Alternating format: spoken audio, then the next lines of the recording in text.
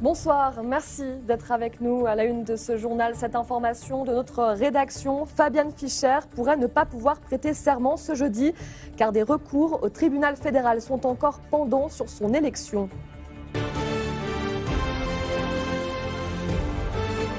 Le journal, Céline Argenteau.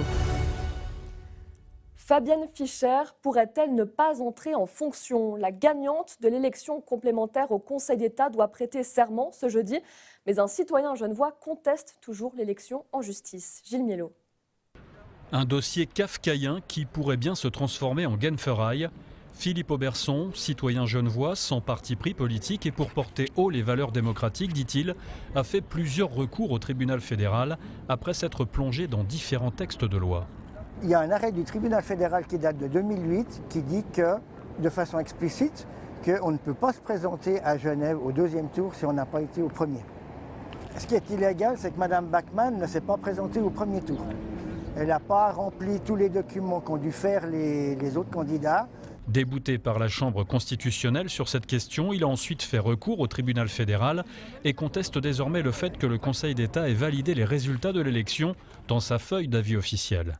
Le Conseil d'État a publié dans la feuille d'avis officielle le 16 avril comme quoi qu'il validait l'élection de Mme Fischer.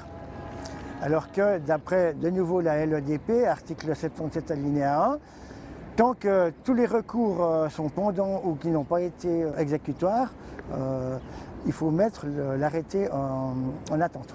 Un argument juridique qui tient la route et qui pourrait même changer la donne. Il y a, sauf erreur, je crois, 3 recours qui sont pendants entre le tribunal fédéral et la Chambre constitutionnelle encore. Si l'un d'eux était admis, il pourrait conduire à l'annulation du scrutin. La justice maintenant doit répondre à la question, est-ce que cette validation est prématurée ou non? Si elle considère qu'elle l'est, eh bien, effectivement, ça reportera la prise de serment et le début du mandat de Mme Fischer. Ce dernier point a fait l'objet d'un recours à la Chambre constitutionnelle qui n'a toujours pas statué et qui pourrait aussi finir devant le TF. En attendant, la chancellerie nous a confirmé que la prestation de serment de Fabienne Fischer était bien maintenue comme prévu, jeudi.